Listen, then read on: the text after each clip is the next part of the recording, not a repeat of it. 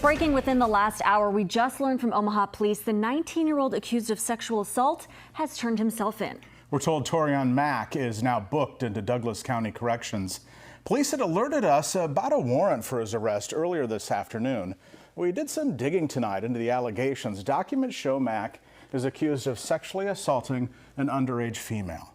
According to the affidavit, the girl's mother found Instagram messages on a home laptop where her daughter described what happened and identified Mack. She then took photos of the messages and called police.